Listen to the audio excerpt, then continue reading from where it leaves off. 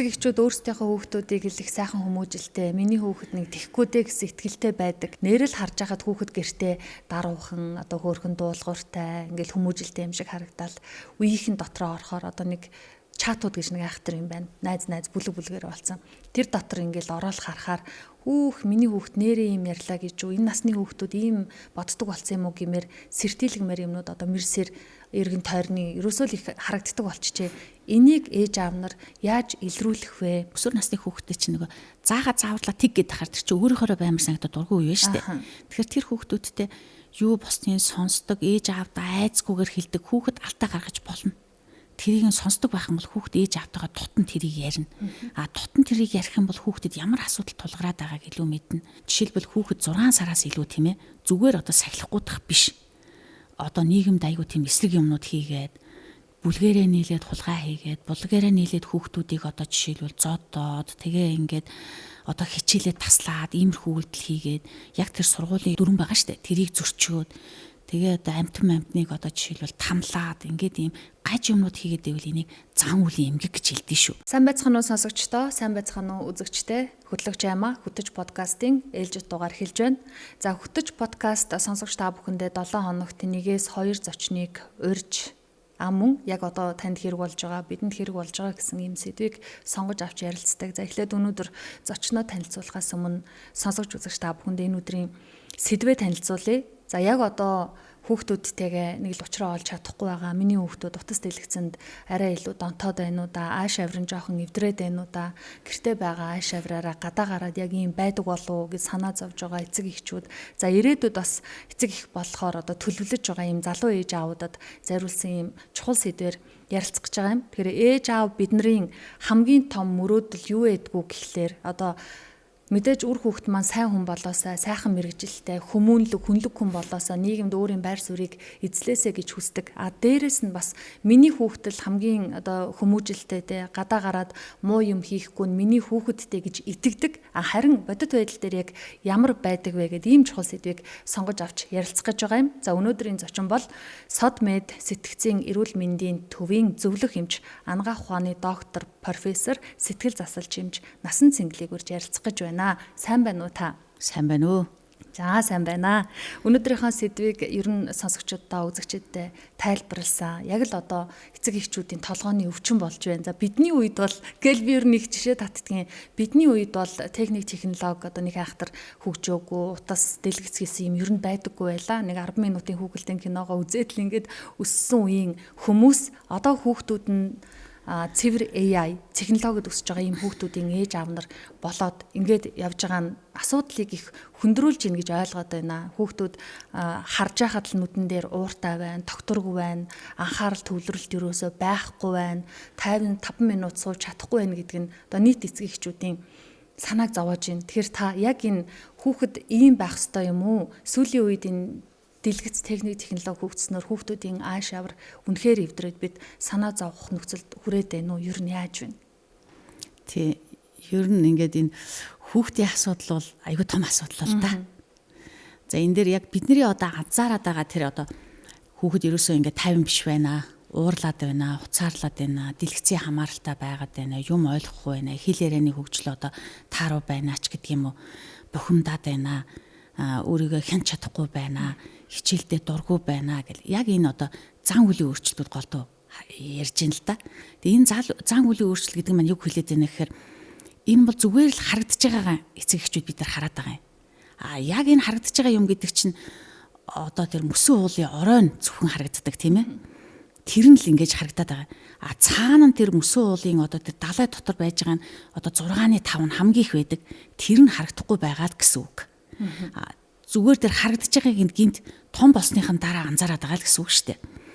Яг энийг ингээд энэ юунаас болвоо гэдэг ингээд үзэх юм бол энэ дээр мэдээж хэрэг тэр хүүхдийн одоо эрүүл мэндийн асуудал жирэмсэн байхдаа яаж одоо тээгдсэн, яаж төрсөн, төрснийхаа дараа одоо тарих мэдрэлийн хөгжил нь ямар хөө байсан, мөн хэл ярианы хөгжил нь ямар байсан, тэр хүүхдийн ээж нь ямар хүийн, аав нь ямар хүийн, гэр бүлд нь архин дондох хэмгэг юм уу, мөрөцөх донтой юм уу, юм донтой хүн байдгүйгүй юу? Гэр орон 50 уур амьсгалтай юм уу? Үгүй бол одоо бас таагүй тэр хүүхдэд аюулгүй орчин одоо бий болж чадсан юм уу? Эсвэл тэр хүүхдэд одоо сэтгэлд нь одоо хүрсэн ийм одоо байж чадчихэв үгүй юу гэж яригдана. Мөн нийгмийн нөлөө бас энэ дээр яригддаг. Сүүлийн одоо 20 гаруй жил ер нь бол яг энэ одоо дэлгэцийн донтолтоор хүүхдүүд хэвттгэл байсан эмнэлэгт одоо хэвтэж байгаа эмчилгээ тусламж үйлчилгээ авж байгаа. Тэгсэн мөртлөө одоо энэ бол бүр ихсчихсан. Энэ одоо дэлгэцийн одоо энэ асуудал бол одоо дэлхийн нийтийн хамгийн тулгымцсан асуудал болоод байна шүү дээ. Жишээлбэл одоо ингээл олон тоо мэдээ байна. Нийт одоо хүүхдүүдийн одоо 9-өөс 27% нь хүртэл одоо ямар ч одоо ашиггүй тий одоо энэ мэдээ зэдэг үзэж гэн ийм хамааралтай байна гэсэн ийм маш их олон тоо байдаг. Ерөнхийдөө таны энэ хэлж байгаагаар ингэхэд эцэг эхчүүд маань миний хүүхэд зүгээр гэл ингээл харж байгаа юм л да. Тэгээд тусламж үйлчлэгийг ерөнхийдөө хоцроочдаг. Тэгтэл дэлхийн эрүүл мэндийн байгууллага юу гэж үздэг вэ гэхээр 5 хүүхэд тутмын нэг нь ямар нэгэн сэтгцийн эмгэгтэй байна л гэж үзэж байгаа. Тэгэхээр чин жишээлбэл нэг анги 30 хүүхэдтэй байх юм бол 6 хүүхэд юм асуудалтай л байна шүү дээ. Энэ хүүхэд хэний ч хүүхэд байж болно. Тэгэхээр тусламж үйлчлэгийг эрт авах шаардлагатай л гэдгийг хэлье гэж бодож байгаа. Тэгээ энэ хүүхдийг ингээд гинт одоо ууралдаг ч юм уу, уцаарладаг, үгүй бол тайван биш, өөртөө итгэлгүй ийм болноо болчихсон гэхэд ухраагаад ингээд үзэхэд бол тэр хүүхэд ямар одоо сэтгэц хөгжлийн үеийг туулсан бэ гэдгийг бол эмчтэр илүү их ухаж үздэг юм ба. Одоо хоёулаа нэгэнт хүүхдүүдийн хөгжлийн талаар бие болон сэтгэл зүйн эрүүл мэндийн талаар ярьж байгаа юм чинь бага наснаас нь эхлээд ингээд яриуд. Одоо харин та яг хэдэн сараас нь хэвлээд байхаас нь эхлэх үү гэдгийг мэдээж та мэдэх бах. Одоо миний анзаарч байгаагаар л би хүүхдэд тэгж анзаарсан ч гэж магадгүй 2 насны синдром, 3 насны синдром, яасан ч дуустдаггүй синдромуудтай юм. За үнэхээр тийм синдром одоо үнэхээр байх ёстой бол энэ нь байдаг хэмжээндээ байгаа дуусчихвэл одоо болж байна. Харин дэлгэцтэй хавсраа, донтолттой хавсраад байгаагийн бид нар нөгөө байх ёстой синдром явж гин гэд бодоод авахудыг айдас одоо төрөөд байна. Ингээ үргэлжлүүлээд хүүхдүүд нь өсвөр наснд очлоо. 4 насны синдромтой нуучраа олоогүй байсан ээж би өсвөр насны хүүхдтэйгээ уулзраа олно гэдэг бас эргэлзээтэй санагдаад байгаа. Тий. Энэ дээр одоо жишээлбэл маш одоо амьдрал дээр одоо үзүүлж байгаа хүүхдүүдээр олон жишээ байна л та. Тухайлбал одоо би ингээд нэг хүүхэд ингээл үзүүлж байгаа ийм хүүхд зөндөө байдаг. Манай хүүхд ер нь хичээлдээ айгуу дургу байгаа. Хичээлээсээ одоо ингээд таслаад ах юм аа. Хэлэхгүй байжсэн чинь хэдэн өдрийн хичээл тасалчлаа гэж байгаа. За тэр хүүхдийг одоо яг ингээд үзээд ингүү тэр хүүхэд химээ ойлгохгүй, физикээ ойлгохгүй дундаа ингээд ийм болоо явчихж байгаа. Урагш нь ингээд ухраад ингээд үзсэн чинь тэр хүүхэд бага наснд нь одоо ээжээ хоёр нь салчихсан. Тэгээд ээж нь вэжтэй нөгөө хүүхдээ одоо тэжээхийн тулд амьдралаа авч явахын тулд ажил хийгээд за тэгээ хүүхдээ анхаарах цаг багтай бага ангид нь сайн ажиллаагүй учраас тэр хүүхэд уншиж бичихтэй сайн биш маш их одоо уншаад бүгдийг нь ойлгож чаддаггүй байсан учраас дунд ангид ороод хичээлдээ дургу ойлгохгүй юм чинь дургу штэ. Тэгээд ингээд нөгөө хичээлдээ завсардаад ингээд хичээлээсээ таслаад ингээд явчихж байгаа ийм асуудал байгаа юм л да. Тэгэхээр энийг одоо яг тэр нөгөө сэтгэц бэлгийн хөгжлөөр нь ингээд үзэх юм бол жишээлбэл одоо энэ дээр сэтгэц бэлгийн хөгжлөг жишээлбэл 5 ангилдаг юм л да. Тэгэхээр одоо 0-аас 18 сар энийг бол ялах үе гэж байгаа. Энийг бод ам уу амаараа хорвоодлохыг мэдэрдэг, амаараа хөхдөг тийм ээ. За тэгээд ингээд сордог, тэгээд ингээд тэр хүүхдийн сэтгэл хандаг ийм үе байгаа. Тэгээ энэ үед бол хүүхдэд 3 шинж чанар бий болдог. Хамгийн нэгдүгээр шинж чанар нь болохоор тэр хүүхэд юмд итгэлтэй байх, trust. Эсвэл итгэлтэй хүн чинь зөв бие хүн болж хүмүүжнэ. Өөдрөг хүн болно. Юмд зоригтой байна. Эсвэл mistrust. Ямар ч итгэлгүй. Бүх юмыг уруу гутраагаар боддог, сэтгэл гутралтай түгшилтэй хүн болох уугүй юу? Мэдээж эрийг одоо юмд итгэлтэй хүн чинь амжилттай байна, нөгөөх нь амжилтгүй байна. Нэгдүгээр чанар юм.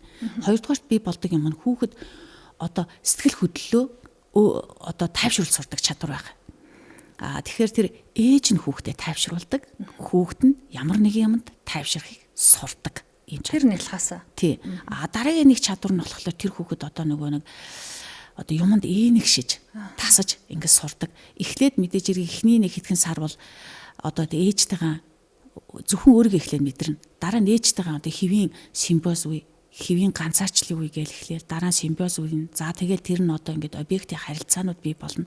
Тэгэхээр тэр одоо хэвээ явах юм бол хүүхэд юмд тайван болж чаддаг. Хэрвээ энэ дээр одоо өөрийгөө тайвшруулж чадахгүй байх юм бол тэр хүүхэд чи ямар нэг юм асуудал ахад ууралдаг, уцаарладаг, хашгирдаг, ойролдог, ямар нэгэн стресс даван туулах чадваргүй хүүхэд болдго юм а. 18 сар хүртэл одоо хүүхдийг ингээд үзэхэд зарим судалгаан дээр бүр 98% хүртэл тэр хүүхдийн авир арин шин зам байдал тогтсон байдаг гэж үзсэн судалгаач бас байдаг. Одоо мундаг алдартай судалгаанууд байна л та. Тэгэхээр энэ үедээ бол жишээлбэл одоо манай Монголын одоо хуулинд 3 хүртэлх наснд нь жишээлбэл ээж нь хараад хүүхдээ өсгөнө гэдэг бол айгүй чухал. Яагад бол тэр хүүхдэд мэдээж эерэг физиологийн хэрэгцээ байгаа, том хүнтэй ижлэхэн хооллох хэрэгцээ, дулаан байранд байх хэрэгцээ, хувцас хунар тийм ээ. Одоо тэгэл тэр үлгийн эмэлгээ одоо юу гэдгийг бүх хэрэгцээ байгаа. А тэрнээс гадна тэр хүүхдэд одоо хайрлуулах хэрэгцээ, аюулгүй байдлын хэрэгцээ гэдэг байгаа байхгүй. Аюулгүй байдал гэдэг маань тэр хүүхэд жишээлбэл ээж нь тэр хүүхдэд хараад, ээж нь хүүхдтэйгээ одоо ингээд төрхөөс нэхлээд гунгунаад яриад инээгэлгээд одоо жишээл хүүхэд дөнгөж төрөөл ингээд уйлж яана гэдэг чинь хэл яриа хөгжиж штэ. Тэгээд дараа нь ингээд нэг дараа нь гангадж гунгунаад байдаг штэ. Нэг 3-4 сартайда. За тэгэл дараа нь 4-6 сартаа инээж ихэл тэгэл ээж нь ингээд инээлгээ тэр хүүхдэд айгүй гоё илдэг харьцаад ингэх юм бол тэр хүүхэд хорвоо ертөнц аюулгүй юм байна. Бүгдэд итгэж болох юм байна гэд юмд итгэлтэй хүн болдог. За жишээлбэл одоо тэр ээжийн одоо тэр хүүхдээ харж байгаа энэ байдлыг 8 бурхан нийлээд тийм ээ тэр ээжэд хүрдгүү гэж ярьдаг тийм ээ. Энэ бас одоо шашны одоо шинжлэх ухаанд энийг тэгсэн. 8 бурхан нийлээд ээжийг ерөөсө гүцгүнэш тэр хүүхд харж байгааг. Тэгэхээр мэдээж хэрэг би одоо тэр гэрээ үйлчлэгч эдрийг одоо муулахгүй шүү. Тэрд одоо ихийн одоо жишээл мэдрэмж, материнское чувство гэж тэрэнд бол байхгүй шүү хөрхий. Нөгөө хүүхд нь ингээл ойрлохлоор угжин ойрлох төр сүүг нь яг гэж байгааг нь мэдэхгүй одоо ингээл нэг тэрдэг ч юм уу ингэн. А тэгэхэд ээж өөрийнхөө хүүхдийг мэдэрнэ. Мэдрэхтэй жишээлбэл дөнгөж төрсэн ээж хүүхд нь ингээл хөдлөхөд те шууд тэр ээж нь ингээл хүүхдээ харж байгаа штэ. Тэгээ хүүхдээ одоо тэрвэрлэх гээд байна уу? Эрхлээд байна уу? Үгүй бол миний хүүхэд одоо халууцаад байна уу? Өлсөөд байна уу? Цангаад байна уу? Гэдгийг мэдэрж байгаа учраас тэр хүүхдийн хэрэгцээг бүрэн хангаад хайрлаад бүвэн дуугаа аялаж өгөөд мөөмөө хөхүүлээд ингээд хүүхдийг яж байгаа учраас хүүхэд бол айгүй тэг хорвоо дэлхийг эергээр хараад эерэг хүн болж төлөвшдөө гэдгийг 18 сар хүртэл би болдог гэж байгаа. За 3 нас хүртэл нь болохоор энэ үеийг болохоор одоо хар нялх бага насны үе. Энэ үедээ бол хүүхэд мэдээж эерэг одоо ярьдаг болчихсон, тэг гүйдэг болцсон бүр юм байгаа. Энэ үед бол хүүхдэд бол 5 чадвар бий болдог гэж байгаа. Энэ нь одоо юмд хяналт тавьж чадах, буруу зөвийг ялгадаг чадвар, юмнаас ичдэг шэм буюу одоо энэ одоо ичхүр санжууртай зүйл, болохгүй зүйл гэдгийг сурдаг. Хэрвээ тэхгүй бол гэмтэр хийж болно. За одоо арх уух, тамхи татах болохгүй гэдгийг сурахгүй бол энэ бас бий болно. Өөрийнхоороо байд сурах, өөрийнхөө сэтгэл хөдлөлийг гаргаж чадах. Мөн одоо төгс төгөлдөр бүх юм байх ёсгүй гэдгийг ч бас мэддэг. Ээж аав хүртэл төгс төгөлдөр биш гэдгийг ойлгох хэрэгтэй гэж байгаа шүү дээ. Тэгэхгүй бол бүх юм төгс төгөлдөр гэдээ ингээ ойлгочихроо тэр хүүхэд жишээлбэл том хүн болсон үедээ 10 ажил төлөвлөчөөд нэг нь хийгээгүй байхад сэтгэл санаагаар унаад, хямраад, ялгүй зовлонд эмгэгтэй болно. Өөрийнхөө сэтгэл хөдлөлийг гаргаж чадахгүй тэр хүүхэд ингээд аав нь жишээлбэл арх уудаг, агсан согтуу тавьдаг байх юм бол тэр хүүхэд айгаад дотроо ингээд байгаад тий тэрнээсээ болоод одоо өөрийнхөө одоо яг одоо би дуртай байгаа дургүй байгаа гэдгээ гаргаж чадахгүй ингээд юм байдаг. Би бас нэг энэ дэр нэг гоё туршилт дээрээ. Одоо жишээлбэл Америкт нэг юм болж л дээ. 2 нас 6 сартай ээж аавуудыг бүгдийг цуглуулад нэг хэсэг хүмүүсийг цуглуулад за хүүхдүүдэд зөв хүмүүжүүлсэн урдаа суугч. Хүүхдээ буруу хүмүүжүүлсэн хүмүүс энэ заалд хойшоо суугсан чинь зарим эцэг эхчүүд нь миний хүүхд ёстой сайн хүмүүжсэн, миний үгэнд ордог, ёстой сайн хүүхдтэй би гэл ингээл урд сууж байгаа. Зарим ээж аавууд нь манай хүүхдүүдээс айгүй хашгирдаг, орилдог өстой намайг муу ээж чи надад ийм авч өгвөл муу ээж гэд орилдог. Би хүүхдээ хүмүүжүүл чадаагүй гэд хойшоо сууж байгаа байхгүй. Тэгээд дараа нь тэр одоо 2-3 настай хүүхдүүдийн нөгөө нэг 2 настай хүүхдүүдийн синдромыг чинь ярьж өгөөд хүүхэд өөрийнхөө сэтгэл хөдлөлөө гаргаж чадсан тийм одоо орчинд бүрдүүлж чадсан тэр хүүхдийг хайрлж чадсан бол энэ бол зөв хүмүүжүүлсэн байна гэнгүүтээ ээж аавуудын солиод суулгаж байгаа байхгүй. Тэр хүүхдийг өөрийнхөө хооронд байлгаад өөрийн юм одоо зоригтой тэгээд өөрөө одоо хэлж чаддаг, илэрхийлж чаддаг, өөртөө юм итгэвтэй ийм одоо эерэг зам төлөвшүүлсэн ээж аавууд нь болохоор зөв хүмүүжүүлсэн болоод байгаа.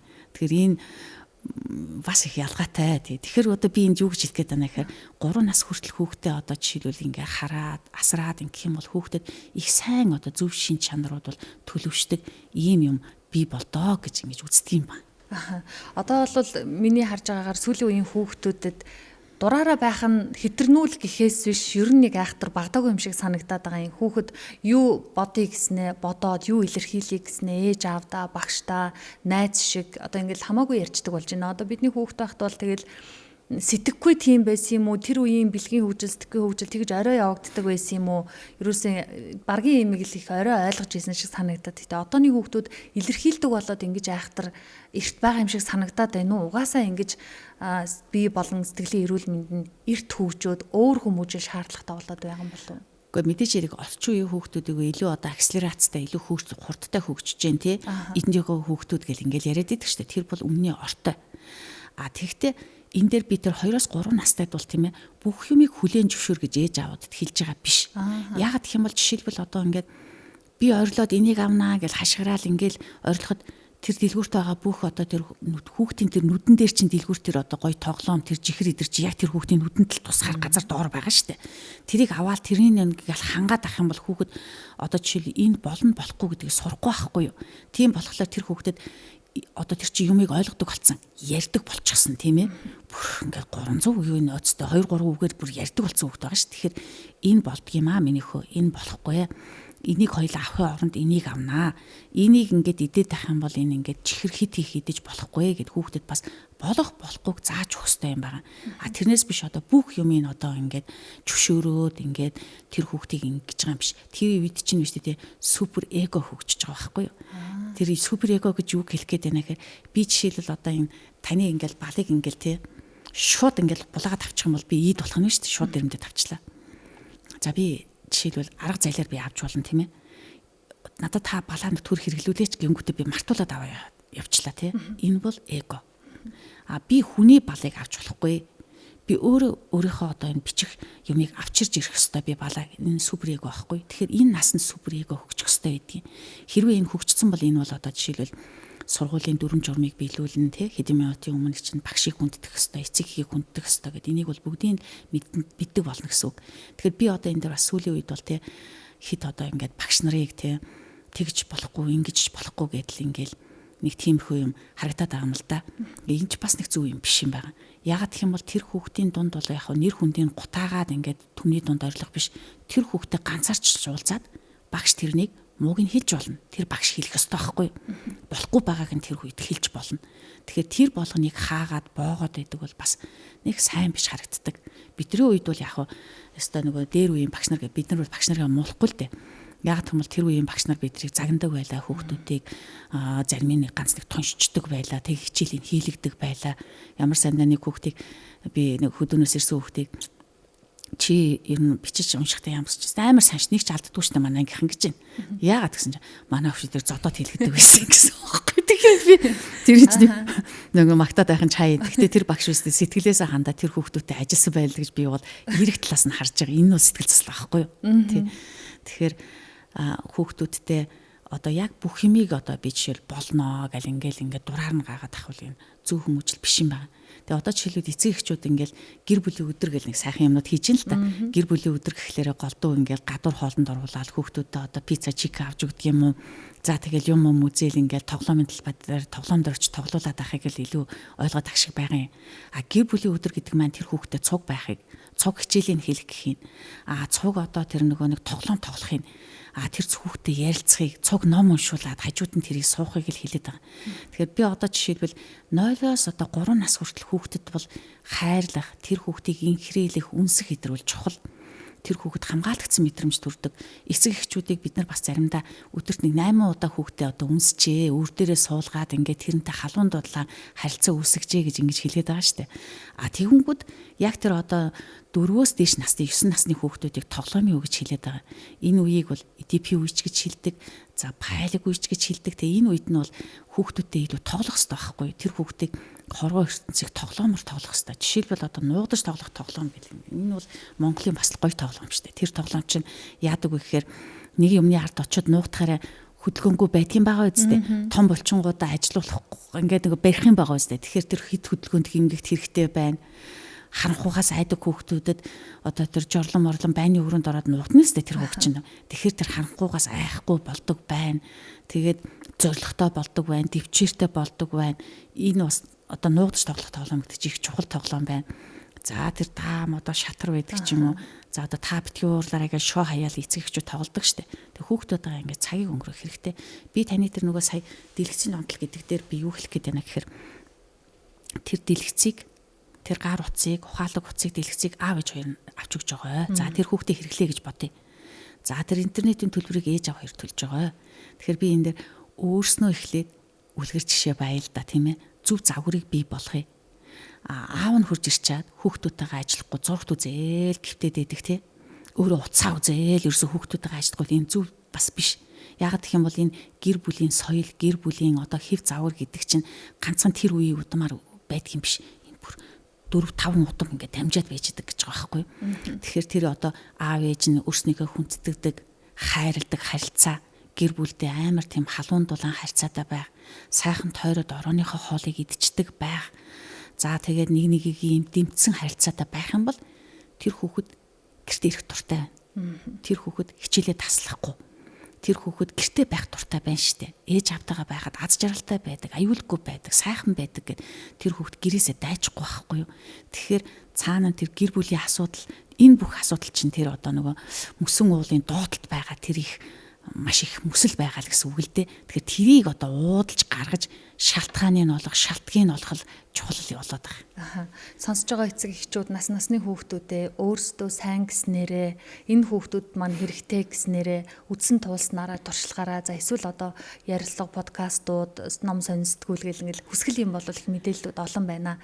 Ингээд өсгөж байхад чинь яагаад би ингэж хичээж байхад миний хүүхэд надаас гараагүй юм шиг, миний хүмүүжүүлээгүй юм шиг ийм болчихвоо гэж бодож байгаа, төөрөлдөж байгаа ээж аав нар байгаа.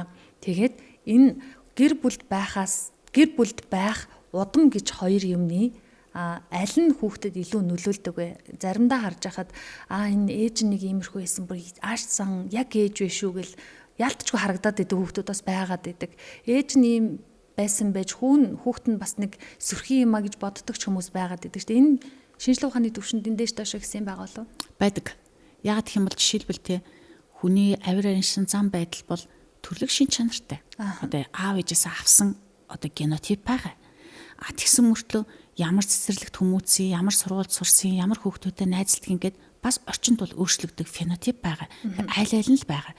Жишээлбэл одоо би одоо энэ Монголын асуудал болоод байгаа архин дондох эмгэг дээр ч гэсэн архин дондох хэрвээ аав нь ээж нь эмгэгтэй байх юм бол одоо тэр хүүхдэд төрсэн хүүхдүүд нь одоо тэр дондох эмгэг ямар нэгэн архиудгүй маа гэхэд мөрөцөх дон. Үгүй бол дэлгэцийн дон. Өөр бусад одоо жишээлбэл дэлгүүрсэх донч байж болно шүү дээ. Ийм дон үүсэх магадлал 4 дахин илүү гэж үздэг байхгүй юу? Тэгээд охин хүүхдүүд байх юм бол жишээлбэл аав нь архиудаг байх юм бол тэр охин одоо бас архин дондох эмгэгтэй хүнтэй гэрлэх суух магадлал бас өндөр гэж үздэг. Яагаад гэвэл гэр бүлийнхаа одоо ингээл хим маягийг ингээ харахад аав нь архиудаг, ээж нь хасардаг, болиулах гайл ингэдэг.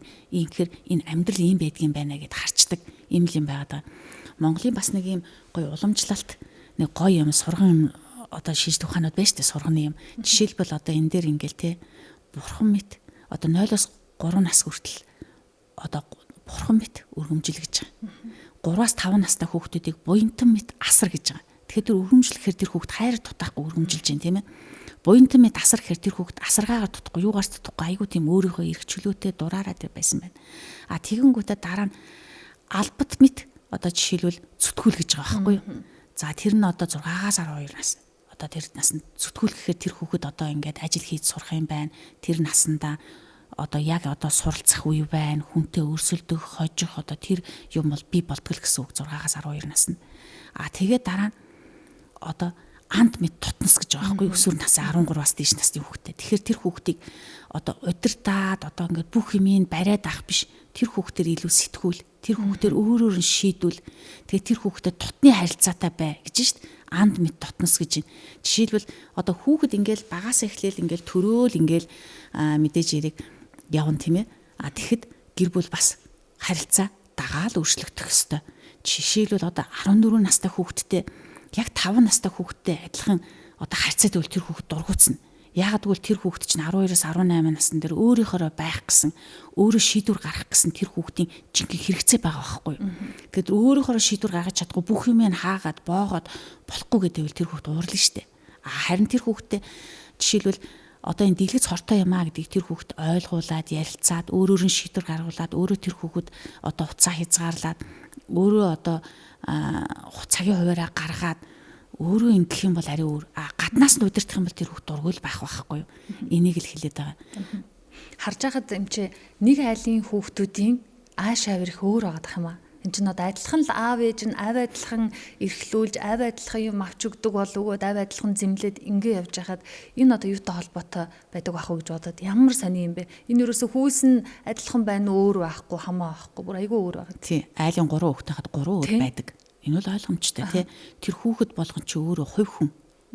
Тэгэхээр тэр одоо жишээлбэл энэ дээр ингэж ярьдаг юм бол да том хүүхдийн одоо жишээлбэл онцлог гэл ингээл байна л да. Тэгэхээр тэр бүх юмыг одоо захирах.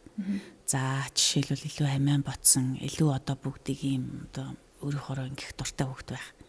Жишээлбэл одоо 2 дахь хүүхэд, 3 дахь хүүхэд нь том хасаа ихчээсээ илүү гарах гээд хичээгээ тэмүүлэмтгий, илүү одоо өрсөлдөлтгий юм ба. За тэгвэл айлын отхон хүүхдийн шинж гэхэлээрээ бүх надад бүгдээрээ анхаарах хэвээр одоо гэд ингээ ботцсон тий анхаарахгүй бол тэр хүүхэд тэрийг ингээ даахгүй юм байх жишээ ийм байдаг. Тэгэл тэр үед одоо жишээл ээжийн сэтгэл санаа ямар байсан тэр бүгд энд нөлөөлдөг. Би одоо энэ жишээлбэл энэ хүүхдийн одоо энэ сэтгэц бэлгийн хөгжил тэр хүүхдийн одоо сэтгцийн асуудлыг ярингууд яа харахгүй эн чинь нөгөө гэр бүлийн асуудал болоо явчихдаг байхгүй. Тэгэнгүүт ээж аав нь өөрөө одоо энэ нөгөө эерэг сэтгэл заслын гэдэг энэ үндсээр бол амьдралынхаа 4 талбарыг жигд авч явах хэрэгтэй болчиход байгаа. Жишээлбэл тэр ээж аав нь өөрөө одоо сэтгцийн эрүүл мэндийн хэвэн тийм ээ. Арх уудгүй, мас ууралдгүй, одоо мөрөтэй тоглодгүй, ууралдгүй, уцаарлдгүй, гутардгүй, гундгүй тий. Гунжих юм бол тэр асуудлаа шийдчихдэг тийм сэтгцийн хувьд. Биеийн хувьд эрүүл байх нь нэг тал. Нөгөөх нь үйл ажиллагаа байгаа юм. Энэ одоо жишээл гэр орны одоо цэвэрлэх, гэр орноо авч явах үйл ажиллагаа, хүүхдүүдэд асрах үйл ажиллагаа, суралцах үйл ажиллагаа, ажил хийх үйл ажиллагаа, одоо хөдөлмөр хийж мөнгө олох юм уу энэ ч үйл ажиллагаа энэ нь бас нэг 2 дахь тал. Харилцааны асуудал 3 дахь тал. Энэ харилцаа юу хэлэх гээд байна гэхээр жишээлбэл гэр бүлд ээж, аав, хүүхэд 3 чинь жижиг гэр бүл. Өвөө, эмээ, ах дүүнэр нь том гэр бүл. Тэгэхээр наад зах нь жижиг гэр бүлдээ харилцаа нэг эерэг одоо тэр хүүхдүүдтэйгээ харилцдаг байх хэрэгтэй байна. Тэгэхгүй жишээлбэл бизнесээ хийгээл ингээл яваал хүүхдүүдэд анхаарахгүй ингээл яваад исэн. Дараа нөгөө хүүхдүүд нь өсвөр наснд хүрж ирэнгүүтээ янз янзын бодис хэргэлдэг болцсон. Үгүй бол ингээл цан үлийн ямар нэг өөрчлөлт гарчихсан тий. Тэгэл асуудлууд үүсч эхэлдэг. Тэгэхээр гинт анхаарад ингэхээр чинь бас тэр харилцааныхаа 3 дахь талыг алдсан байна. За 4 дахь талаа тэр хүний амьдралын үнэт зүйл утга учир одоо нэгснээ амьдралын зорилгын асуудлын 4 дахь талбар.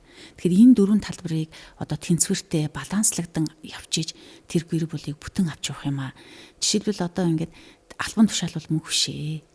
За төрөнгөчтэй нэг биш. Тэгэхээр тэр хүүхэд хүн жишээлбэл одоо ингээд өндөр наснд хүрсэн байж хат нь үр хүүхдүүд нь ач зээнэр нэг сайн явах юм бол тэр хүн одоо маш их сэтгэл хангалуун, амар тайван одоо байх нь шүү дээ. Тэр амар тайван байхын үр соёолж нь тийм ээ хүүхэд байхаасаа тэднэртээ илүү анхаарах бас цаг гаргах хэрэгтэй болоод байгаа. Би одоо энэ дээр юу ч хэлвэ гэхээр эцэг эхчүүд минь одоо жишээлбэл хүүхдтэй ямар ч байсан та одоо бизнес хийдэг байж болно, та завгүй байж болно. Ямар ч байсан хүүхдэд цаг гаргаасай, хүүхдэд сонсдог байгаасай. Гэтэ тэ сонсохдоо мэдээж ирэх хүүхдийг загнаад, аашлаад, ингээ зааварлаад байвал хүүхд дургүй байл шүү дээ. Өнөөдөр юу болсныг сонсчдаг. Тэгээ тэрийг яг хүүхэд шиг ингээд бүр чихэр идж байгаа хүүхэд шиг баярлаад ингээд сонсдог байх юм бол ээжтэй ярина, аавтай ярина гэх тэр хүүхэд өөрөө тэрийг ярьж байхдаа тэр хүүхэд хүмүүжж идэг, оюун төгөлд хийж идэг. Тэр хүүхдэд цаг гаргаасай л гэж бодоод байгаа. Одоо яагаад бол бага насндаа цаг гаргахгүй байж байгаа нөгөө хүүхдүүд нь өсвөр наснд хүрчдэг. Өсвөр наснд ээж автайгаа нөгөө ярихгүй үе тэнгийнхнийгаа илүү дуурайгаад тэднэртэйгээ явах үе болчдөг.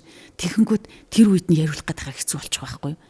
Тэр одоо хайрлуулдаг үед нь хайрлаад, тоглодог үед нь тоглоод тийм ээ. Сонсдог ээж аавтайгаа ярьдаг тэр ээж аавынхаа үгэнд ордог үед нь хүүхдтэйгээ илүү дотн харилцах юм бол өсвөр наснд тэр хүүхэд тантай өөрийгөө аягүй сайхан дотн харилцсан. Ямар нэгэн асуудалгүй одоо зөв бие хүн болж төлөвшөж чаднаа л гэж би хэлэх гээд байгаа. Эцэг эхчүүд өөрсдийнхөө хүүхдүүдийг л их сайхан хүмүүжилтэй, миний хүүхэд нэг тэхгүй дээ гэсэн итгэлтэй байдаг. Тэр бол ёстой л ээж аав нарын хүүхдийн мань ирээдүйд сайхан байгаасаа гэсэн бодолтойч холбоотой байдаг баг. Нэрэл харж байхад хүүхэд гэртээ даруухан, одоо хөөрхөн дуулууртай, ингээл хүмүүжилтэй юм шиг харагдал үеийнхэн дотроо орохоор одоо нэг чатууд гэж нэг айхтар юм байна. Найз бүлгээр болсон. Тэр дотор ингээл ороод харахаар миний хүүхд нэрээ юм ярьлаа гэж үү, энэ насны хүүхдүүд ийм боддог болсон юм уу гэмээр сэртийлгмээр юмнууд одоо мэрсээр эргэн тойрны ерөөсөө л их харагддаг болчихжээ. Энийг ээж аав нар яаж илрүүлэх вэ? За чи гэртээ ингэж байгаа л гадуур ингэдгийн биш үз гэдэж мэдээж болохгүй л бах та. Энийг одоо яаж учрыг нь болох вэ? Тэгэхээр хүүхд тэр үед чинь нэг өсвөр насны хүүхдэд чинь нэг зааварлаа тэг гэдэг хахаар тэр чинь өөрөөхөө баймар санагдаад дургүй юу шүү дээ. Тэгэхээр тэр хүүхдүүдтэй юу босдгийг сонсдог, ээж аавдаа айцгүйгээр хэлдэг хүүхэд алдаа гаргаж болно. Тэрийг нь сонсдог байх юм бол хүүхэд ээж аавтайгаа тутан тэрийг ярина. Тутан тэрийг ярих юм бол хүүхдэд ямар асуудал тулгараад байгааг илүү мэднэ. Өсвөр насны охтуудын хувьд бол бас хамгийн одоо хэцүү юм чинь юу вэ гэхээр охтууд өштэй 2-3-аараа нийлжээд нэг хүүхдээ одоо ингээд нөгөө тий гадуурхаад нөгөө сургуулийн үе тэнгийнхний нөгөө гадуурхал эдрэг чинь бий болгоод идэг. Яг тэр насны бас нөгөө онцлог байгаад байгаа. Гэтэ энийг би зүг гэж байгаа юм биш.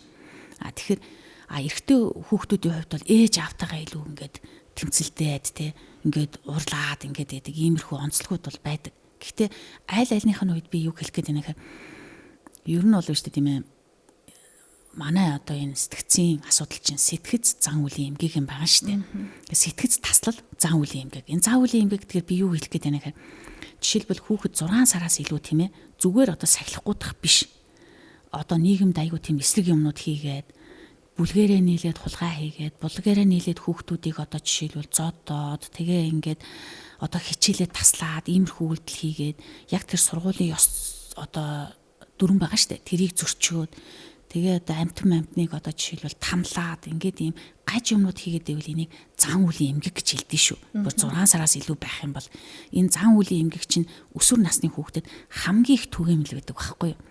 Яг одоо бага насны хүүхдүүд бол жишээлбэл оюуны хөгжлийн бэрхшээлтэй байх, хэл ярианы хөгжлийн бэрхшээлтэй байх, орондоо шийдэг байх, одоо тэр хүүхэд жишээлбэл хүнтэй харьцаж чадахгүй байх, аутизмтай байх гэл ингээл олон эмгэгүүд байдаг бол өсвөр насны хүүхдүүдийн эмгэг гэдэг бол сэтгэл хөдлөлийн өөрчлөлтүүд, зан үлийн өөрчлөлтүүд байдгийн. Тэгээд тэр дэлгэцийн дон, бусад донгууд жишээлбэл одоо энэ тэр одоо сэтгэл хөдлөлийн эмгэг гэдэг маань одоо хинтээж ярихгүй дуурахгүй ганцаардаа байвал энэ бол асуудал тийм ээ.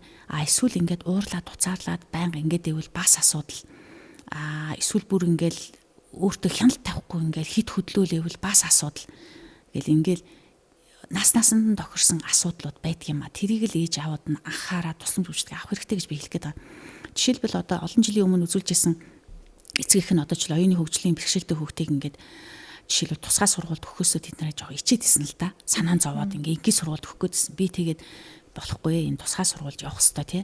Яагаад гэх юм бол тэнд одоо мэрэгсэн одоо тийм одоо яг ийм хөгжлийн бэрхшээлтэй ийм асуудалтай хүүхдүүдтэй ажилтдаг багш нар байдаг юм а. Тэрний сургалтын програм нь их өөрөө гэд. Тэгээд тэр сургуульд яваадсан чинь манай хүүхд одоо 4-р ангид орсон. Маш сайн уншиж бичдэг болсон. Тэгээ одоо гэж байгаа. За нөгөө хүүхд болоо манай одоо 8-р ангид орсон. Одоо хүүхд маань их сайхан ийм ямар ч асуудалгүй боллоо. Одоо бэлгийн боловсролыг яаж олох вэ? Хүний амьдралд болох юм байна гэдэг ингээд эерэг замаар явсан гэж байгаа. Тэгтэл зарим одоо олон тохиолдол байна л да. Жишээлбэл хүүхдээ одоо тэр сургуульд явахаас хичээл гэрийн багш авчиж ирээд хийж байгаа. Тэгэхээр сургуулийн үйл ажиллагааг бол гүцэхгүй шүү дээ. Тэгэнгүүтээ хүүхдэд жишээлбэл ачаа үзэхээс нь сэргийлээд тий гадаад хэлний сургууль, гадаад сургууль, програмтай сургуульд оруулчихж байгаа. Тэгэнгүүт хүүхд нөгөөдгөр монголоор оож уншиж чадахгүй, монголоор оож бичиж чадахгүй, англиар яах вэ нөгөө YouTube-ийг хэлтэй юм шиг л болчихж байгаа юм л да. Тэгэхээр тэр хүүхдэд бол амар хохиролтой болчиход байгаа. Тэгэхээр эцэг эхчүүдийн хувьд бол тий жишээлбэл одоо хүүхдийн одоо яг тэр ямар хөгжлийн асуудал байна. Тэрэнд нь тохирсон тусламж үйлчлэгийг үзүүлэх ёстой байгаад байгаа. Би жишээлбэл хүүхэд болгон одоо амар мундаг хичээл хийгээд байх нь зөвч гэж хэлэхгүй шүү дээ би. Жишээлбэл одоо ингээл 10 жил бид нар адилхан ингээл бүгд төгссөн 10 жилийн ангийн ингээ хүүхдүүд хичээлдээ тааруулхан тэгсэн мөртлөө ажил сайн хүүхдүүд байж л байдаг. Ямар сайхан амьдралаа аваад явж гин, ямар сайхан компаниудаа удирдаад одоо ингээл бүр гутал мутал хийдэг амар мундаг болол ингээл явж гин тий. Тэгсэн мөртлөө хичээлдээ одоо сайн байсан мөртлөө одоо ямар нэгэн байдлаар тонтог эмгэгтэй болчихсон мөрөцөг тонтой болсон хүн байж л байна. Өөр амар сан толгойтой мундаг мөртлөө архинд орсон хүн байгаал амьдрал нь байхгүй болоод гэр бүлээс салаал ингээл явж гин. Тэгэхээр тэр хүүхдэд тохирсон тусламж үйлчилгээ, тэр хүүхдэд тохирсон мэрэгжил сонгох гэдэг чинь айгүй чухал асуудал өнөөдөр болоод байгаа л гэдгийг хэлье гэж бодож байна. Тэгээ би хүүхдийн биш дээ. Одоо чинь ингээд нэг орчин үед траума гэж ярьдаг болсон шүү дээ. Би травмтай болсон гэдэг. Энд чинь бас үнэн шүү дээ. Одоо хүүхдийн одоо травмтай өссөн үгүй юу гэдгийг үнэлдэг тестүүд байдгийн. Жишээлбэл 10 асуултаа тест байгаа юм л да. Тэгэхээр тэрэн дээр жишээлбэл аав ээж хоёр салсан уу? Нэг травма. Аав нь архиудаг уу? Хоёр дахь травма. Аав нь архиугаад одоо жишээлбэл хүүхдтэй тусламж үйлчлэгээ үзүүлэхгүй хүүхдээ хичээл мичээл хийхгүй байсан уу? Гурав дахь травма. Гэр орондоо агсан согтуу тавиад ээж ань зодж исэн үү? Дөрөв дахь травма.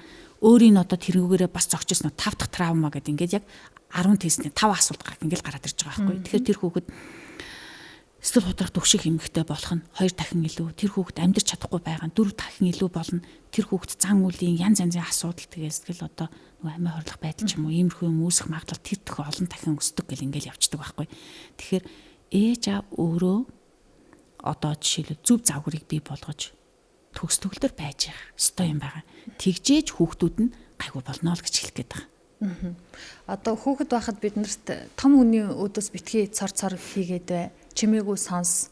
Тэгэл яасан жоохон юм байж хамаа намаагүй юм ярьдгийн тэгж болохгүй гэл ерөөсөл болохгүй битгий гэсэн үг их л сонсож өссөн шүү дээ. Одоо тухайн үедээ ингэж байж байгаа нь юмны утга учирыг яг сэтгэлээсээ зүрхээрээ ойлгоогүй хүмүүст одоо энэ нэг талаараа одоо ингэ харж байгаа зөвч болсон юм шиг санагдаад. Одоо бол хүүхдүүд хөөрхөн жоохноосоо нээлттэй болсон байна. Асуухгүй юм байхгүй болсон байна. Аав ээжтэйгээ үерхэл хайр, краш одоо юу байдгийг тэрийг шууд нээлттэй асуудаг болсон байна. Нөгөө талаараа бүр даймжрах юм бол эцэг эхийнхээ өөдөөс, багш нарынхаа өөдөөс, томчуудын өөдөөс тайлбар тавьдаг болсон байна. Энэний болохгүй зааг ялгаагийн та үе үеэр яаж хэлэх вэ? Энэ чигээрээ байгаад байвал ер нь буруу ихэлсэн хүүхэд бухын үзүүнээс хатуу гэдэг шиг юм болчихгүй дээ гэж бас бодоод байдгийн. Хүмүүжлийн хэлбэр гэж байгаа.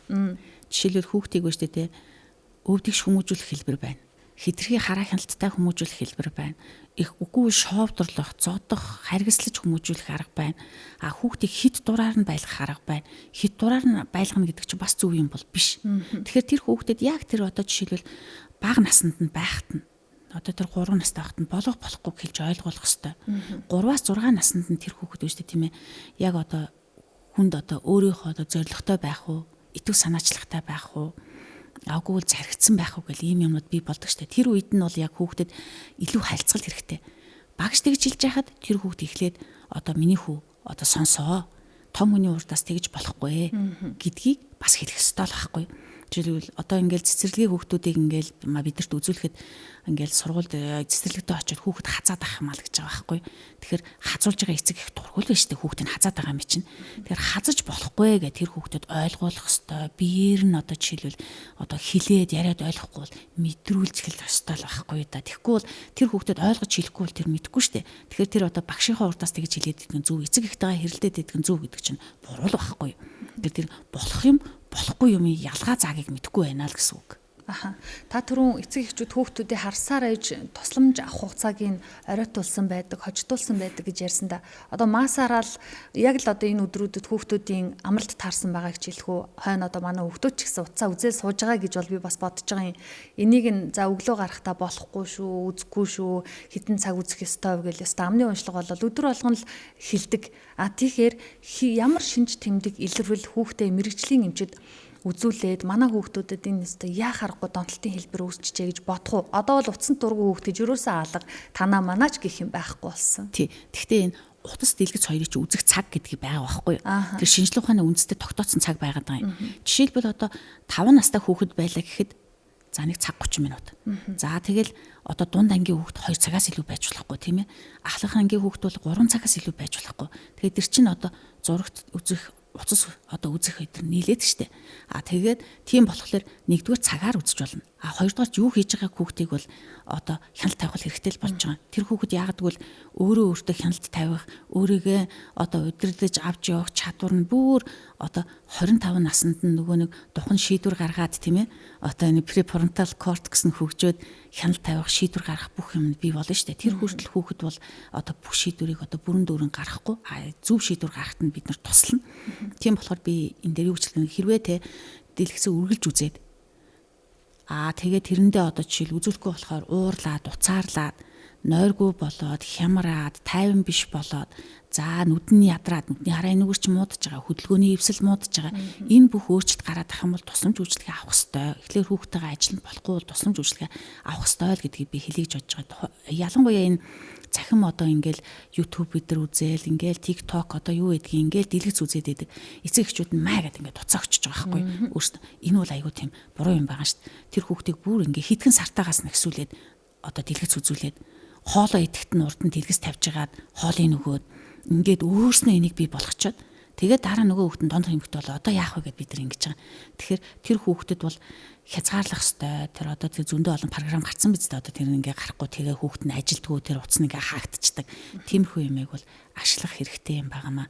Тэгвэл одоо энэ дээр одоо дунтай болсныхын дараа энэ асуудлыг ярина гэдэг бол айгүй хүнд. Тийм болохоор болохоос өмнө урьдчилан сэргийлэх хэрэгтэй. Жишээлбэл одоо ингээл хоолоо хийх гээд ингээд байж ин л да ээж нь. Тэгэнгүүт хүүхдэд маа уцаа өгчөөд намайг ингээ анхааруулахгүй ингэж яхахын оронд за жишээлбэл ингээ бан шилээ гэхэд баншны гурилаасаа өгөөд те махнаас нөгөө тэр хүүхэд яад энэ тэр баншны 1 2 гурилаар тоглож ил байг. Ингээ тэр хүүхдийг бол илүү ингээд амьдрал руу илүү ойртуулах ийм л юм хэрэгтэй байгаа. Тэгээ энэ дээр бид нар өөрснөө өдөр шөнөгүй ажиллаад идэх те хүүхдээ анхаарал тавихгүй хүүхдээ ингээд нөгөө орхиод идэх чинь бас нэг тийм зөв юм биш ээ. Өсвөр насны хүүхдүүдэд ялангуяа ийм асуудлыг одоо багасгадаг маш олон гадаадын туршлага одоо Швейцар эдэрт байна гэдэг чинь өсвөр насны хүүхдүүд чөлөө цагаа өнгөрөх тийм ээ одоо спортын талбайнууд, бассейнууд одоо тэгээд дугуйлан секцийн юм дээр явж ич тэр хүүхдүүд чи илүү хөгжих. Бага насны хүүхдүүд бол бас одоо завгуудуу тий өөртөө тохирсон юм байх юм бол нөгөө уцаар тоглохдоо цаг багтаа штэ. Ийм л байна л гэдгийг хэлье гэж бодож байна. Тэгээ одоо манайхан ч бас нөгөө сүүлийн үед бол нөгөө хүүхдүүд чинь нөгөө цахимаар илүү харьцдаг болоод гадаа тоглох их багасаал ээж аав нь сургуулиасаа хүргээл гэрлүүгээ хүргэж игэл ингээл явдаг болчихжээ л дээ. Тэгэхээр яг ингээд жишээлбэл нөхцөл байдлыг сайн анзаарах юм бол жишээлбэл тэр орцонд ангийнх нь хүүхдэнд байж болно, найз нар нь байж болно, тэр үеийнх нь хүүхдүүдэд нэгнийхээ гэрт ороод тоглож болно штэ. Тэгэх юм бол нөгөө хоёр чинь хоорондоо ганцаархнаа тоглож ирснээс нөгөө хүүхдтэйгээ машин дээр тоглох нь зугаатай байцтэй. Юм өрөөд легогоор тоглох нь илүү зугаатай байцтэй ганцаараа тоглож ирснээс. Тэгэхээр гих мэтлэнгээр ингээд бас нийгэмшүүлээд хүүхдүүдтэй тоглуулах эдэр чинь бас их зөв юм байгаа штэ. Одооний хүүхдүүд утас, таблет, зурагт интернетгүй бол яаж амьдрахаа мэдхээ болцсон. Яаж өдрийг өнгөрөөхөө мэдхээ болцсон. Тэгэхээр тусламж авах гад эмнэлэг дээр мэрэгжлийн хүн дээр очсон байхад би ингэж боддог байхгүй юу. Хамгийн түрүүнд хүүхдүүдтэй яаж ярилцаж, яаж өдрийг өнгөрөө, яаж одоо энэс донтолтоос гаргаж зөвлөдөг юм бол мэрэгжлийн хүмүүс гэж. Бид нар ерөнхийдөө үзүүлээд өөрснөөр нь үүштэй тий. За одоо чи өөрийгөө ингээд та өөрийгөө ингээд бөглөдөг хэр хүүхэд их таатай байгаа юм. Тэгээ та хоёрын тестийг бөглөө гэдгээ бөглүүлж байгаа. За та одоо ингээд нөгөө нэг эрсдэлтэй байна, эрсдэлгүй байна уу, эсвэл донтолтой байна уугүй юу гэд оноонуудаар үнэлдэг юмар үнэлүүлж байгаа. За энийг уншаа та юу гэж ойлгож байна гэдэг гих мэтлэнгээр хүүхдэд өөрийг нь одоо болохгүй байна гэдгийг нь ойлгуулна шүү дээ. Тэгэхгүй шууд буруу гэдэхгүй. Тэгээд тэр чинь ингээд ойлгоо тэгээ өөрөө одоо ингээд интернет мэдээл тий чат GPT дээрс өөрснөө хараад уншина. Тэгээ тэр хүүхдийн талаар ойлголтыг нь бол үгүй шүү дээ. Ямар нэгэн байдлаар тэгжил өгөхгүй бол шууд одоо хортой буруу гэдгийг бол хүлээж авахгүй. Тийм учраас тэр хүүхдэд тэгж ажиллана. Тэгээ би бас энэ дээр зарим одоо хүүхдүүдээр юу гэж бодоод байна гэхээр тусламж үйлчлэгээ гэдэг дээр ийм байгаа юм. Жишээлбэл одоо ингээд тэр нөгөө нэг ийм дуугаад нэг ийм хүүхд байна л да. За оюуны одоо хөгжлийн жоохон одоо бас нэг асуудалтай. За тэгэнгүүт тэр хүүхдийг одоо жишээлбэл сургуульд ингээд сургангууд нь одоо тэр бага ангийн багш нь загнаад хүүхдүүдийн тунд загнаад 0-1 тэг чамааг одоо ингээд өдрөө хоол хөхгүй гэл ингээд тэр хүүхднийг дамтлуулчихж байгаа. За дараагийнх нь тохиолдол нь болохоор ээж аав нь хичээлдээ муу гэх нөгөө хүүхдэд зодчихж байгаа. Эмээн загинчиж байгаа. За тэгээд үеийн хүүхдүүд нь тэр хүүхдийг нэр хочгүй шоолохоор тэр хүүхд хайчих вэ те. Тэгэхээр би тэрний бодоол үнэхээр тиймэрхүү хүүхдүүд байдаг юм л та. Тэгээд өрөвддөг ийм жишээ олон байдаг. Тэр хүүхдийг тэгэнгүүт сэтгцэн эмчнэр үзэж хагаад хүүе чи ч сакс тоглож чаддаг юм биш үү? Чи ч мундаг юм биш үү гэдэг 13 настай сакс айгуу гоё тоглолт юм биш үү? Чи ч дугуйн чаддаг юм биш үү? Чи ч харахад амар гоё залуу биш үү гэнгүүт бүр баярлаад те. Энд чи би хизээ ирэх вүлээ гэдэг байгаа байхгүй. Тэгэхээр тэр хүүхдээ эерэг ямыг одоо магтаад эерэг юмар нь одоо сүрэг юм л дарна гэсэн үг. Тэгэхгүй бол хүн болгон эрдэмтэн болох халуугүй шүү дээ. Хүн болгон одоо багш, физикч болох халуугүй. Гэхдээ засал чимэглэгч хийж болно. Тариа будаа тарьж болно. Мал маллаж болно. Юм ойж болно. Хүний хөдөлмөр янз бүр штэ. Тэр хүн тохирсон юмараа тэр хүн одоо хүүхдэд тохирсон одоо тэр хүүхдийн одоо авир аншин зам байдал, шин чанар тохирсон мэрэгжил сонгох, ажил төрөл сонгон тийм ажил хийгээд явж л байгаа үсттэй хүмүүс зөндөө тэр чинь сайхан л ажил тийм ээ. Тэгээ сайхан амьдарч байгаа хүмүүсийг алиг тэргэх үү? Ер нь ихэнх ажилч бас тийм одоо хувь хүний одоо булчин шүрмсээр хийх ажил одоо айгүйх тийм ажлын байр одоо дутагдaltaа хэцүү л байна штэ. Тэгэхээр тэгээд ажил хийхэд ч гэсэн хүн амьдарч болно штэ. Тэгээ сайхан олон хүүхдүүдтэйгаа аз жаргалтай сайхан гэр бүл нь халуун дулаа уур амьсгалтай бол ямар сайхан амьдрах вэ? Тэр чинь аз жаргалтай л амьдрал эцтэй. Тэгэл байх. Тэгээ эцэг эхчүүд жишээлбэл одоо хүүхдээ одоо хурим авахт нь миний өнөр хөтгөн аз жаргалтай сайхан айл болоорой гэдэг болохоос их мөнгөтэй айл болоорой гэж зөрөөдгүй үстэй. Тэгэхээр тэр чинь цаагаараа одоо юу Монголын одоо энэ тий одоо энэ зан заншил тэг хүмүүсийн нийтлэг ойлголт тэгэл хэлээд шүү дээ. Би сая интернетээс нэг судалгаа гэдээ уншиж ирсэн. Гэтэ үнийн болоо удлаа гэдгийг сайн мэдэхгүй л байна л да. Хүүхэд дэлгэцэнд гар утсанд ямар нэг юм донтно гэдэг одоо томчууд арх тамхинд донтсонтой ив ижилхэн одоо үйлдэлийг тархинд нь нөлөө үзүүлдэгэ гэсэн. За тэгээд одоо тамхиар жишээ татвал их олон хүн ойлгондоо тамхинаас өнөөдөр гарыг болчихигээ болсон хэд байдаг лээ эргэн тойронд гараагүй хүмүүсээр дүүрэн байхад хүүхдийг өөрсдийнхөө буруугаас олж хар нялхаас нь утассаар саатуулчаад донтсон хань болчихигээ булаагаад авахар нэрээ тэр хүүхдийн тархинд юу болдог бол гэж бодсон. Яг бодит байдал дээр ямархуу хэмжээний цохилт очдог вэ? За энэ дээр дондох эмгэг чи хоёр ангилаад байгаа шүү дээ. За бодис дондох эмгэг гэдэг нь арх тамхи масуурал бодис дондох эмгэг. Үйл явдал дондох эмгэг гэдэг нь одоо тэр мөрөцөх тон, дэлгэцийн дон, одоо дэлгүүр хэсэг донч байдаг юм уу? Үгүй бол одоо нөгөө нэг хэрэггүй одоо сая тух мэдээ үзэх донч юм уу? Тэгэхээр энэ хоёр бүгд адилхан. Энэ донтолтын механизмаараа л явдаг. Тэр тархинд нь бол яг донтолтын одоо тэр масуурах бодис хэрэглэсэнтэй ижилхэн өөрчлөлт үүсдэг гэдэг ингээд нотлоод байгаа шүү дээ. Тийм болохоор энэ донтох эмгээг үүсдэг юм аа.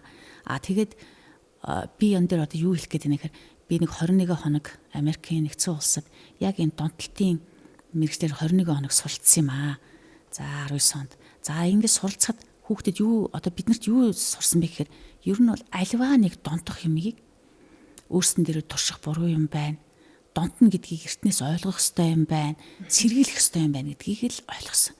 Тэгээс яг тамхин донтох эмгтэй болчиход хойноос нь яваад хідэн гарч чадах байлээ тий. За гарья надад хортой гэсэн мөртлөө гадаа гарах явах болгонд бол гадаа гараад нөгөө нэг кармагаа ухаад ингээд тамхи татаа сурцсан. Гаран гутаа юу шууд нөгөө нэг рефлексээр л одоо нэгснэ тий. Зүгээр зан үйл нь хөдлөөл шууд гараа кармагаа ухаал тамхи татаал алхаж байгаа жишээтэй тий. Энд чинь зан үйл шүү дээ. Тэр хүүхэд зүгээр байхлаараа л шууд утсаа аваад ингээл үзээл ингээл донтоол байж байгаа шүү дээ. Ялгаагүй эн чинь зан үйл байхгүй юу? Тийм болохоор энэ зан үйл гэдэг чинь удаан хугацаатай тавтагдаад эхлээд үйлдэл байгаа. Дараа нь тэр үйлдэлүүд тавтагдсан үйлдэл, олонтой үйлдэл, дараа нь зуршил, дараа нь зан үйл болж байгаа шүү дээ. Тэгэхээр энийг одоо дөнгөж үйл явдал байж байгаа дээр нь л анхаарахгүй бол бүр зан үйл болоод дондох эмгэг дэлгэцийн донтолт болцсны дараа бол хүнд болно. Гэхдээ мэдээж хэрэг энэ хүүхдээ ч одоо шил нойрон өөрчлөгдсөн байгаа, асуудлууд зөндөө байгаа. Тийм болохоор бие бэлдэртэн тохирсон, сэтгэл зүйдэн тохирсон эмчилгээнүүд бол хийж болно. За өнөөдөр сонсогчдоо бидний ярилцж байгаа сэдв таны хүүхэд дэлгэцэнд донтсон уу, ууртаа болсон уу, та наснаа шалтгаалаад хүүхдүүдтэйгээ нэг л уулзраа олохгүй байна уу, яахаа мэдэхгүй байна уу? Одоо энэ хүмүүжил нь юу болж байгаа бол гэж санаа зовж байгаа бол яг үүнд тайлбар өгөхөөр мэргэжлийн хүнтэй ярилцж байгаамаа. Одоо таныг харж байхад эрт зөвлөгөө авж байгаа эцэг эхчүүдийг харж байхад одоо ингээ үеийн эцэг эхчүүд байна да насны хүүхдүүдтэй аль насанд нь илүү бэрхшээл тулгарч ийн гэсэн аль насны эцэг эхчүүд илүү хандж байна. Тэр эцэг эхчүүд үнэхээр одоо санаа зовсондоо хандаад байна уу эсвэл урьдчилан сэргийлэх дээрээ хандж байгаа төлхөө байгаад байна уу? За ер нь бол сэтгцэн эрүүл мэндийн талаар хүн амын ойлголт бол сайжирсан. Жишээлбэл бага насны хүүхдүүдэд үзүүлэхдээ бол нөгөө хэл яриа орохгүй байна. Одоо 3 нас хүртлээд юм ярихгүй байна. Одоо яах вэ? Миний хүүхд ингээд уурлаад туцаарлаад байна. Хүний урдаас харахгүй байна гэд ингээд үзүүлдэг. Тэгээ энэ дээр бас жишээнүүд байдаг юм л да. Тэгээд ингээд өдөржингөө уурлаад уйлаад ахаар ингээд дийлгэцэнгээ уцаа өгчдөө штэ гэд өөрөө тэгж байгаа байхгүй. Тэгэхээр нөгөө уцс ингээл үзээд ахаар чинь хүүхдийн хэл ярианаа хөгжил ялангуяа одоо өөрийгөө илэрхийлэх ойлгоод байгаа. Үйлдэлэр ингээд заагаад байгаа. Тэгсэн мөртлөө өөрийгөө илэрхийлээд ингээд ярих хэл ярианы бэрхшээл бол энэ хит их одоо дэлгэцийн хэрэглэнээс илүү их бас болдог гэж үздэг. За өсвөр насны хүүхдүүд дээр бол одоо хичээлээ таслаад байх юм аа, хичээлдээ дургүй байх юм аа, итгэхгүй байх юм аа, сонирхолгүй байх юм аа, юу ч хийхгүй гэртээ хэвтээд байна. Одоо ингээд ийм байна гэсэн ийм асуудлууд үүсдэг. Гэртээ ирэхгүй байна. Эсвэл одоо бусад одоо хүүхдүүдтэй ингээд зүү бус юм ингээ хийгээд байна. Хулгай хийгээд байна. Асуудал үүсгээд байна. Хүүхдүүдийг ингээд зодсоо, сургуулийн багш зөндөө дуудсаа гэх ийм маягаар бол ирдэг. Сүүлийн үед бол одоо эцэг эхчүүд бол бас маш их урьдчилан сэргийлж ирдэг болсон шүү дээ. Миний хүүхдийг үзээд өгөөч. Жишээлбэл одоо гадагшаа явж байгаа хүүхдүүдэд хил удаа сэтгэл засалд оруулчихъя. Тэгээд одоо тэнд очиод одоо жишээлбэл хар тамхи мансуурлах байцаж орчих юм билүү? Янз янзын асуудалтай тулгарх юм билүү? Данданд орох юм билүү? Шинэ нөхцөл байдалд миний хүүхэд одоо стрессийг даван туулах чадвар нь хэр зэрэг байна? Хүүхдээ үзүүлээ. Авир арин шин зам байдлын тогтоод өгөөч. Тэгээд стресс тайлах одоо ийм арга барилаас зааж өгөөч. Энэ мансуурах байц яг биед нь ямар хор нөлөө үзүүлдгийг хэлээд өгөөч гэд ингээд гадагшаа явж байгаа хүүхдүүдийг үзүүлээд зөвлөгөө авдаг эцэг эхчүүд зөндөө болцсон. Хүүхдүүдийн таны зөвлөгөөгөөр ер нь ингээ уншиж хахад бүр бага наснд нь яг энэ ямар хүн болж төлөвшөх сэтгэл зүйн онцлог нь ингээ тодорхой болоо бүрэлдсэн байна гэдэг. Эцэг эхчүүдийн хүлээлтээс бол заа нэг бага ангиа төгсөө дунд ангид орохоор нэг өөрчлөгддөг дөө гэд нэг найдвар тавиад яваад байдаг да. Эсвэл нэг дунд ангиа төгсөж ин дөө захлах ангид орохоор л миний хүүхэд нэг өөрчлөгдөж дөө гэл гордол нэрэ дунд ахлах ангид ийм өөрчлөгдөх тохиолдлууд хэр байдаг бол энэ хүүхэд томрох тусмаа явах ухамсартай болох байх эцэг эхийн нөлөө бас хэр байх вэ? Монголчууд юу гэдэг штэ. Хүүхэд томроход проблем томорно гэж. Тэгээ тэр үнэн штэ. Яагад бол жоохон байхдаа жишээлбэл хоолтой байсан чи инээгээл хоолгүй байсан чи инээгээл юм хөөрхөн байсан том болсон чинь өсвөр наснд орсон проблем нь илүү нуугаал те хэцүү болоод явцдаг. Тийм болохоор одоо наснд нь тохирж эцэг эхчүүд илүү харьцах ёстой гэдгийг би хэлье гэж бодож байна. Тэгээ хүүхдээ ямар ч байсан анхааралтай хүүхдээ цаг гаргадаг л байх хэрэгтэй байна. Тэгээ хүүхдээ сэтгэлээсээ хайрладаг. Тэр хайр инэрл гэдгийг тэр хүүхдэд одоо зааж өгдөг тий. Одоо тэр хүүхд өөрөө хайрлуулсан хүн чинь хүнийг хайрлана штэ. Тэр их чухал байна. Зарим одоо яг тэр хитэл хөдөлгөөнд анхаарал дутгамших эмгийн хувьд бол өсвөр наснд ирээд зарим нь бол идгээд гайгүй болчдөг. Багада өрөмний хүчиг ингээ гүгээд идэг гэсэн чинь том болоод гайгүй болцсон ол гэдэг. Зарим хүүхдүүд жишээлбэл багада одоо тиймгүй байсан бол том болоод одоо өөрийнхөө одоо авьяас чадварыг хөгжүүлээд илүү сайн болж байгаа хүүхдүүд зөндөө л байдаг. Багада онд сураад мундаг байсан мөртлөө том болоод жишээлбэл зан үлийн өөрчлөлтөй болж байгаа хүүхдүүд байж л байдаг. Тэгэхээр тэр хүүхдийн мэдээж яриг өөрийнх нь одоо жишээлбэл сэтгэл зүйн чадвар, сэтгцийн байдал, одоо авирын шин зам байдал, тэрнээс гадна гэр бүлийн байдал, эцэг эхцийн харилцаа, гэр бүлийн уур амьсгал, сургуулийн орчин гэл найз нөхдийн нөлөө гэд олон юм шалтгаална. Тэгэхдээ одоо жишээл зарим хүүхдүүд энэ хүүхдүүд болохгүй хүүхдүүд байна. Энтэйс хол явъя гэд ингээд хашир ингээд болчдөг хүүхдүүд байна штэ. Эднэртэй явахад асуудалд орно гэл. Тэгэхээр зарим хүүхдүүд нь гинэн асуудал орно гэж мэдгүй явж байгаад ингээд хэрэгт орчиж байгаа хүүхдүүд байдаг. Тийм болохоор бас одоо амьдралын одоо тэр хашир болон болохгүй гэдгийг бага наснаас нь эхлээд бас өөрөөр нь шийдүүлээд ойлгуулдаг байх бол чухал байдаг юм аа. Одоо нэгснэ тэр тухныхын хэсгийг илүү ажиллуулж өөрөөр нь илүү шийдвэрлүүлэх хэрэгтэй л гэж хэлмээр байна. Тэгэл одоо ер нь харж байхад би ч гэсэн тэгэл хүүхдүүдийнхээ өмнөр ороод юм хийчих санаатай. Тэгэл ерөөсөө өмнөөс нь шийдчих гээд байдаг эцэг эхчүүд их олон болсон юм шиг л харагдаад байгаа да. Тэг өнөөдрийн зөвлөгөө өгч байгаа сэдв маш чухал сэдв. Цаг шахуу ярилцсан харин хичнээн ээжүүд, хичнээн аауд эхнээс нь эхлээд өдий болтол дуустал сонсож чадсныг ёстой хэлж мэдэхгүй байна. Тэгэхээр та өнөөдрийн ярьсан сэдв дээр илүү нэмж дэлгэрүүлж аав ээжүүдэд хэлэх зөвлөгөө байвал үнийг хэлээд хоёул өнөөдрийнхөө ярилцлагыг өндөрлөе да. Тэр хүүхэд амьдралд өөрөө авч явахад ямар чадвар бий болох ёстой тийм ээ. Тэрийг л ээж аав маань ямар нэгэн аргаар тэр хүүхдэд бий болгох хэрэгтэй. Жишээлбэл одоо ганцхан хичээлээ хийгээл ингээл байгаадаа гэх юм бол тэр хүүхэд хичээлэл хийдэг тий. Өөрийгөө арчлахгүй, гэр орны ажилд оролцохгүй, идэвхгүй, заалахгүй ийм л болж хүмүүж штэ. Энд чинь бас нэг сайн юм биш байхгүй юу да. Тийм болохоор тэр хүүхдийг одоо итвэхтэй, зоригтой одоо ийм л бие хүн болохын төлөө ээж аав тэр хүүхдэд тохируулаад л ажиллах ёстой гэж хэлье гэж бодож байна. Тэгээд дээр ажиллахдаа өөрөө өөрснөө хүүхэд бол үйл явдлыг дуурайдаг болохоос ш үг хэлийг дуурайдаг тийм ээ. Тэгэхээр өөрснөө их зөв загварыг бий болгох хэрэгтэй байна. Одоо гэр бүл нь айгүй сайхан уур амьсгалтай, аригц согтууруулгандаа хэрэгэлдэггүй, мас уурдаггүй, моритой тоглодоггүй, бүгдээрээ одоо ажиллаа хийгээд айгүй сайхан зөв гэр бүл хэр зэрэг байдаг үлээ. Тийм байх юм бол хүүхдүүд нь бас тэндээ суралцах нь илүү штэ. Яг л тэр ээж аваахаа үйлдэлийг дуурайж суралцнаа л гэж би хэлэх гээд байгаа. За баярлалаа танд. Сонсогчдоо, үзэгчдээ хөтлөгч аймаа хөтөж подкастын ээлжид дугаарын түрээд өндөрлөж байна. Өнөөдрийн зочин Сод Мед сэтгцэн эрүүл мэндийн төвийн сэтгэл засалж эмч ангаах ухааны доктор профессор Насан Цэнгэл оролцлоо. За өнөөдрийн бидний ярилцсан сэдв, эмчийн зөвлөгөө өгсөн сэдв бол хүүхэд тань дэлгэцийн донтолтод өртөж байна уу, зөв хүмүүжиж чадаж байна уу, насны эцэг эхчүүд, насны хүүхдүүдтэйгээ яаж харилцах вэ, ямар тохиолдолд мэргэжлийн хүнтэй уулзаж зөвлөгөө авах вэ гэдэг ийм зөвлөгөөнүүдийг өглөө. Танд баярлалаа эмчээ. За та бүхэн ч гэсэн амжилт хүсье. За баярлалаа. Сонсогчдоо дараагийн дугаараар шинэ зочинтой эргээд уулзлаа. Баяртай.